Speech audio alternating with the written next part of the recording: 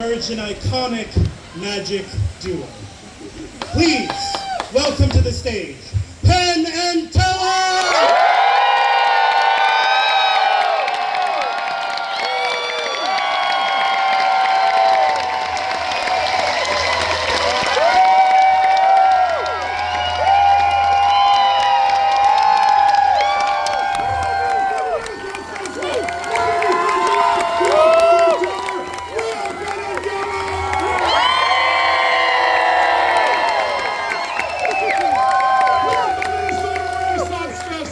You've seen all kinds of magic here. You've seen closer magic, card magic, coin magic, parlor magic, comedy magic, mentalism, and illusions. But we're the only ones in 50 years who have ever done God-given miracles. Teller was blessed with the ability to mend polyester with his mind. Now you're all about to have a Damascus experience. You're all about to witness the burning bush.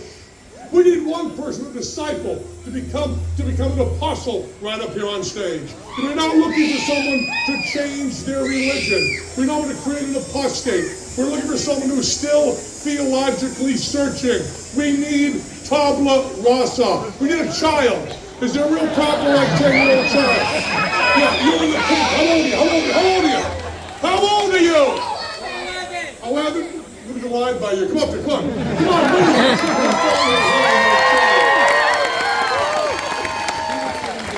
We have here perfectly ordinary polyester.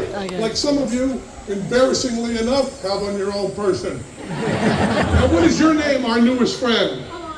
Amara. Now, Amara, I want to show you something. If I can dig these scissors out of here, Amara. Now, Amara, I have got to tear the polyester asunder. It's sort of two-piece, the approximate equal size there. Amara?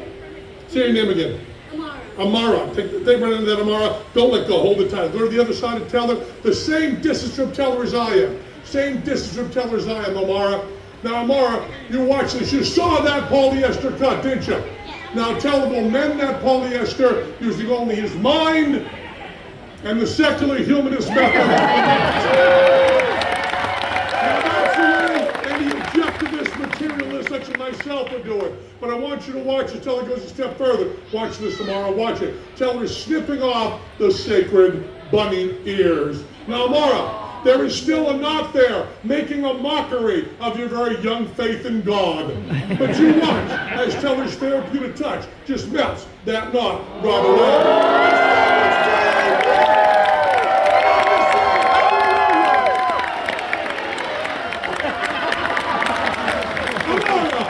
Can I get a witness? Since you were right up here, breathing down the neck of the new Messiah, as it were, that seemed to you to be a miracle or a magic trick? A miracle. Okay, we chose a public school student. And what you're watching right now is our newest friend Amara is having an epiphany right up here on stage. Because Amara has decided to dedicate her young life to preaching the gospel of Teller. But Amara, as you travel the world bringing good news to modern men and women, you encounter some skeptical hearts who require proof. And you can give them that proof, Amara, because you yourself now have the power of the polyester. You know what that means, Amara? It means you have dominion over all synthetic fabrics. Amara, walk to the center of the polyester. Walk to the center. Walk to the center. Grab a hook here. Grab a hook. Gather it up. Grab some. Yeah, there you go. There you go, Amara. Now, Amara, you found the center of the polyester. Now, Amara, you are going to take the scissors, Amara, and you are going to run with the scissors. Run! Well, sometimes in Vegas, they run, they trip, they fall. It's so cute. Cut it. Now, Amara, you found the center of the polyester. You cut the polyester. Now, you have the highest honor that a lay person can have in the Church of Teller. You can just snip off the sacred bunny ears. Snip them off there, Amara. Snip them off there. Jesus, watch his fingertips, Amara. My meal tickets are monkeying with there. There you go.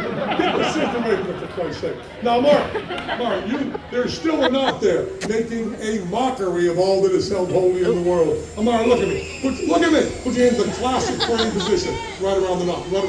Just like that, Amara. Let me ask you something, Amara. You believe in Teller? Do you believe in Teller? Yes. Do you believe in Teller? Yes. Then let him work through you, Amara. Somebody say hallelujah. Shut up. You're tempting Amara with the sin of pride. Stand up there, Amara. Look straight ahead. Look straight ahead. Look straight ahead, Amara. Keep your eyes by your side. We're going to test you. You feel that synthetic, petroleum-based, high tension-strength fabric going right around your young and not quite fully formed trachea. You feel that? Because we're going to test you, Amara, and if your faith in Teller is perfect, you will travel the world preaching the gospel of Teller, becoming a woman of the synthetic cloth. But if for one moment your faith wavers, you'll be hanging like a dead pig back in the Renaissance. Do you believe in Teller? Yes. Do you believe in Teller? Yes. Do you believe in Teller? Yes. Then go forth and Daddy, sing along.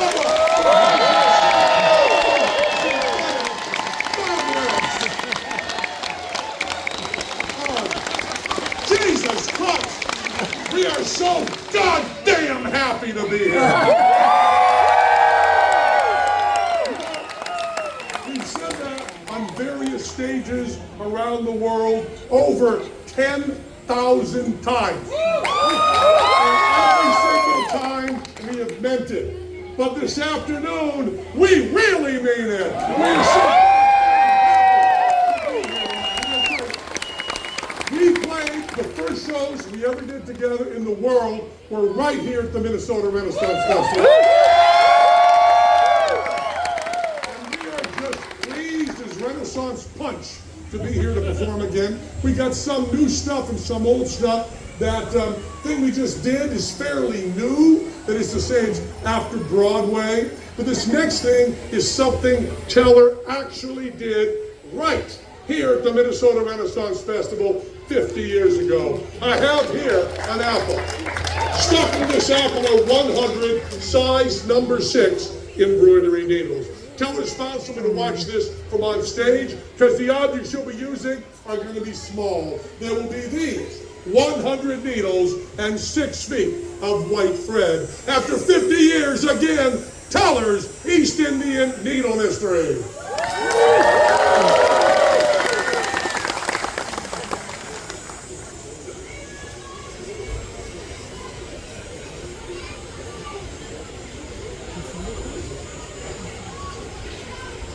It's sharp.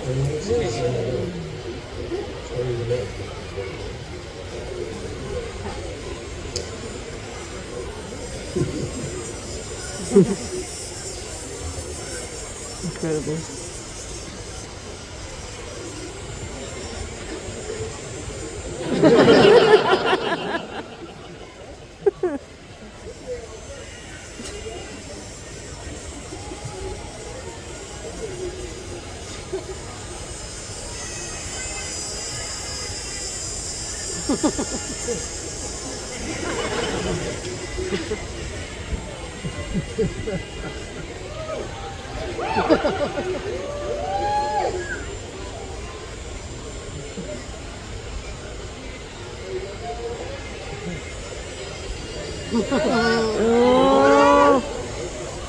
Oh my.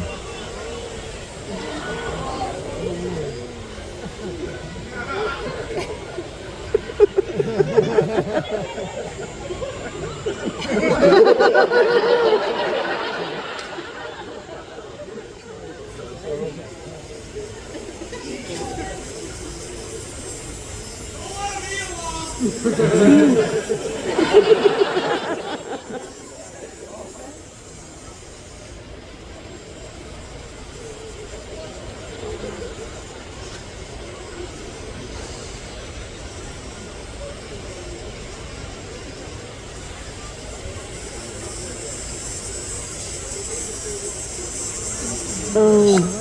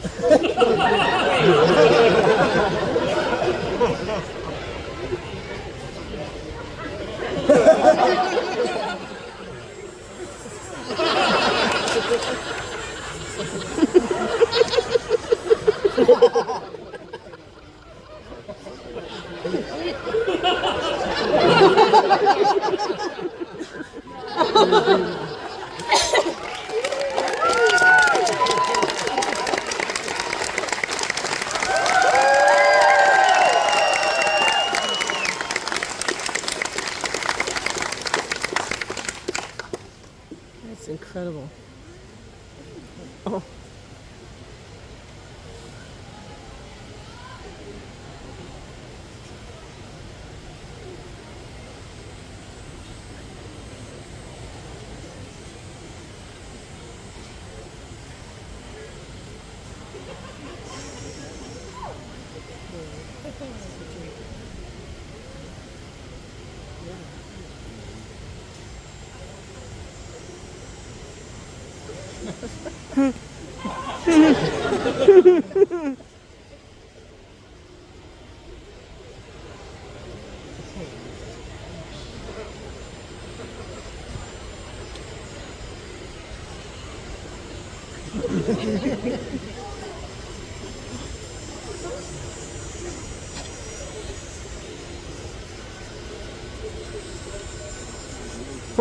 Oh.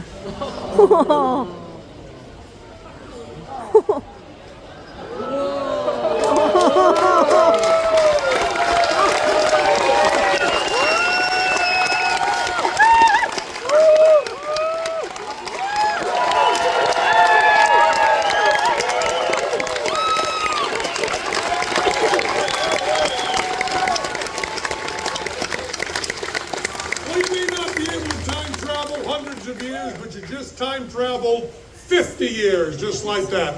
We're going to do another new trick. I love card tricks. I really love card tricks. And Teller always has cards on his mind. We're going to do a card trick for you right now. Trying to find somebody to, yeah, how about, I guess I should get someone kind of random. Yeah, how about you right there in the green? You know the names of cards? What? You know the names of cards? I think so. Well, do you think so or do you know? I know. There's only 5 things you know, right up here. Right up here. And what is your name, our newest friend? Jane? Hello, Jane. It's nice to meet you. I want to introduce you to Teller right here. Teller, this is Jane. Now, Jane, when Teller was just trying to move you around. When Teller was 5 years old, his parents gave him a deck of playing cards for his birthday. They became his friends, and he really bonded with the cards. He was really very close to them. And Teller has always had a deck of cards with him since then. If you see him in a civilian life, at an airport or a restaurant, he'll always have a deck of cards with him. Now, Jane, he's going to introduce you to the cards. It's a little creepy, but stay with him, okay?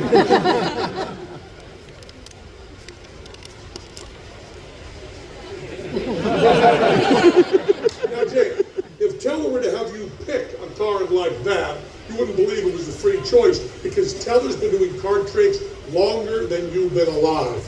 And if Teller were to have you look at the cards and pick one out of there, magicians are able to track your eyes, not the exact card, but down to 2 or 3 cards. So the only fair way for you to think of a card is just think of a card. Don't move your lips, don't say it aloud, just think of a card right now. Get a card in your head?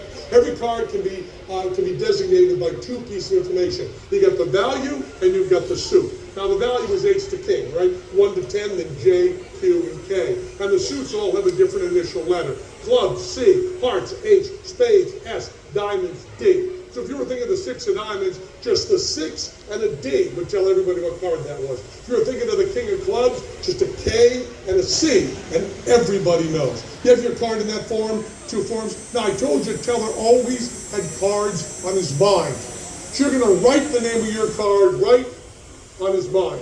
Right there on his forehead, the two pieces of information right there, Jay. Now Jay, time and genetics have given you an ample canvas. If we come back next year, you'll be able to write a whole goddamn royal flush up there. Now, Jay, we did this trick a few times, and someone told us that she'd figured out how it was done. She was wrong, but it still bugged us like a stone in our collective shoe. She said that Teller was feeling with his skin the name of the card, communicating that down to the shuffle deck in his hands and doing the trick that way. Trick will eliminate that possibility. It's not that he does it, eliminate that possibility. What you can do is write the piece of information right there, and then you are going to decorate it. Now, Jake, I'm an old hippie, so I probably write peace signs all over there. Okay, but you could copy your tattoos, write kanji, you could doodle, you could just write happy face, whatever you want. You ready? Ready, Jane? We just tell her a little huff of the marker. Some people think that Teller can see the reflection in our glasses. See my eyes? You see my? No, keep on. You see my eyes? You know why you see my eyes? Because we paid extra for non-reflective lenses. And some people think that Teller could see the reflection, reverse that, right, in his head, the mirror image, and then communicate that with the cards in his hand, do the trick that way. Trick will eliminate the possibility of him seeing reflection in his glasses. What's your non-dominant hand? Good. Put your left hand gently over his eyes. Gently over, just you have to touch him, I'm sorry. Just like that, yeah. Don't put your thumb under his nose. This is like when you smothered Grandpa with a pillow. And there you go, now the huff the marker, he loves it.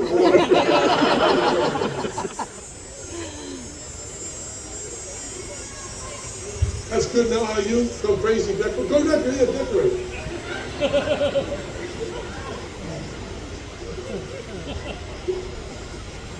Oh boy, the sweat's adding nicely. Do a little more. That's good. Now, you were No. What you gonna do? Okay, let me take the marker back. No. That's good. That's good. Now, you keep your hand there. Keep your hand there. That's good. Very thin right there. No.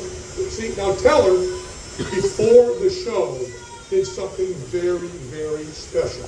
In the Renaissance pouch that he has right here, he has another deck of cards. Now you wrote there, Ace of Diamonds. Ace of Diamonds you wrote there, right? When he had the deck in his hand. You didn't pick a card, you didn't point to a card, you didn't look at a card, you just thought of a card. And Teller put this deck of cards in his pocket beforehand, in his Renaissance pouch. There's one card facing a different way. Reach in there and take that yourself, please. And that is the Ace.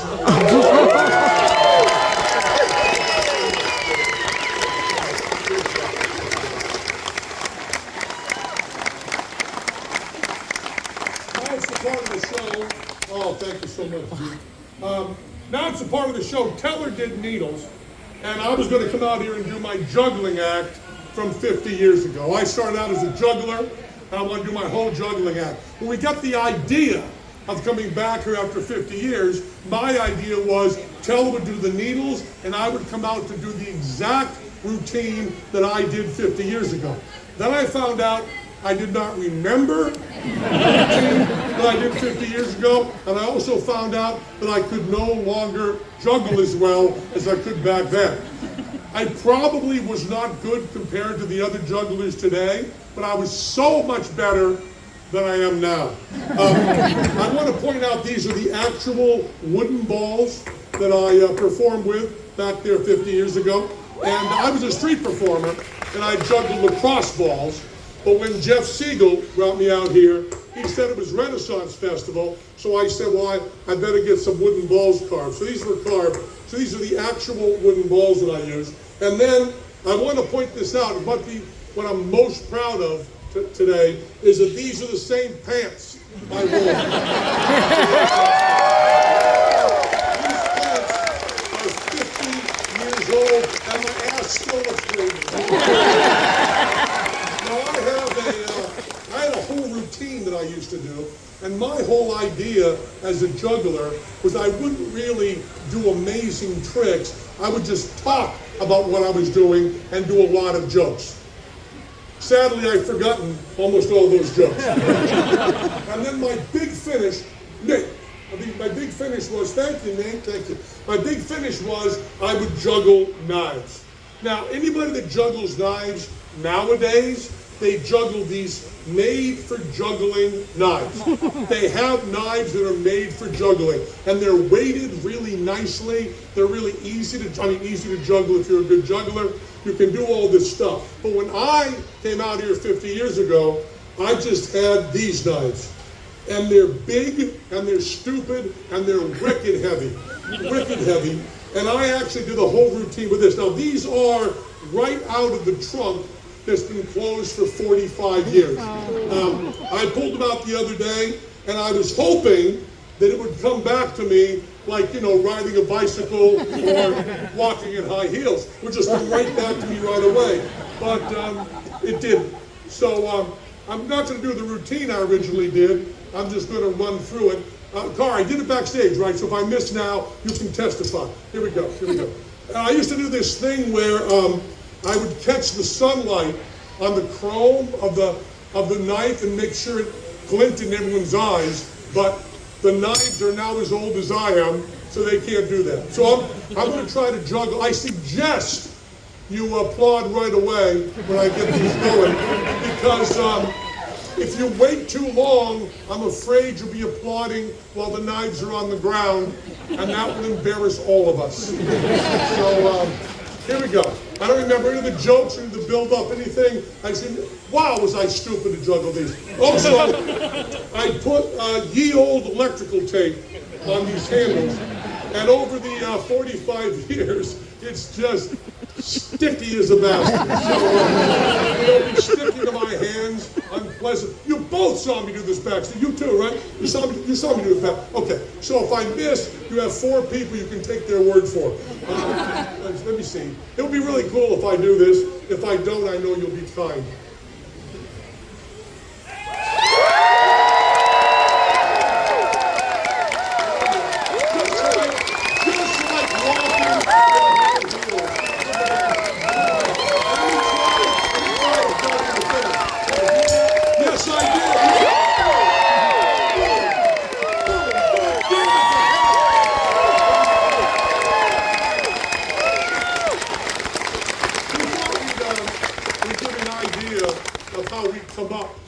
Tricks. One of the things we do is we will take an old trick, a really old trick, not one of ours, but really old, public domain, way back, and we will work with that a little bit until it turns into something that feels to us to be original. It feels to us to be Penn and Teller style. So we're going to show you the trick we started with, we're going to show you how to do that trick, and then we're going to show you the trick we turned it into. The trick we're going to start with is a trick called the donut on the ribbon trick. And it starts just like, stupid name, we didn't name it, sorry.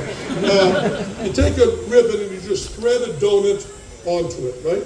So you have the donut on the ribbon. Then you start talking about how donuts have integrity. Not just ethically and morally, but also structurally. I mean, you cannot pull that donut off that ribbon without breaking the donut or the ribbon. Then you bring a napkin over like this. Here's where you do your incantation or your magic dance or your supposed magic cause is. And then lo and behold, that donut is off the ribbon. Not too bad a trick, it's okay. And we thought we'd show you how you do this trick. You can do this as soon as you get home.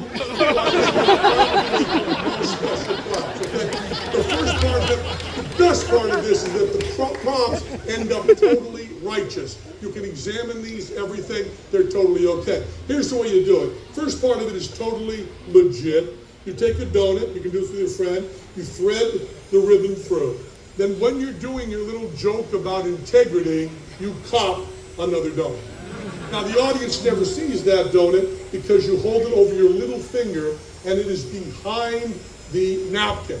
They'll never see it because you never saw it. It was there all the time. We're going to show you the next section without the napkin so you can see what Teller's doing. Nothing to it. He just rips the donut apart and then you display the other donut. You can hand this out, and while they're examining the donut and the ribbon, you just eat the evidence.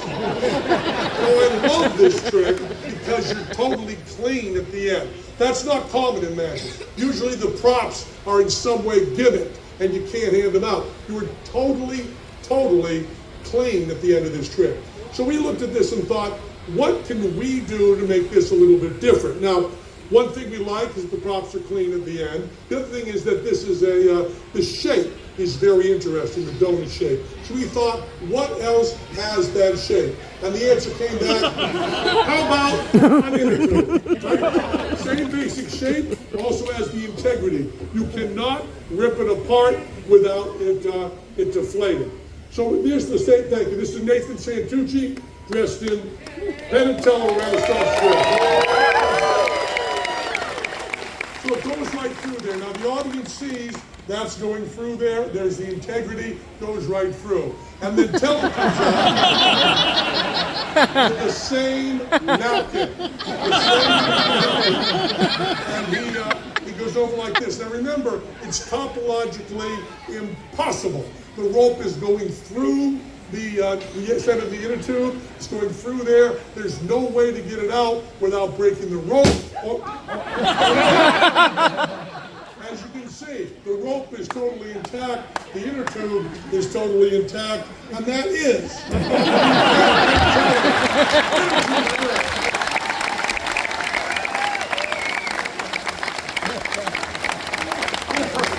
Now, we have done some stuff here this afternoon that is totally from our act 50 years ago. There's some stuff that was totally new.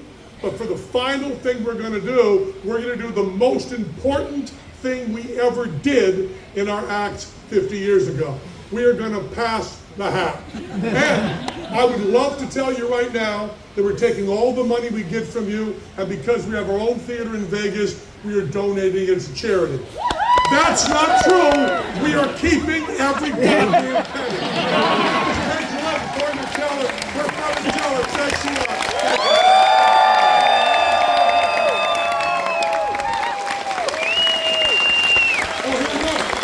I'll take the big basket. You'll be right up here for your donations. Well, at least pull something on your pocket and give it to us for Christ's sake. Make it look good. You're the first. You got no money with you? You rat.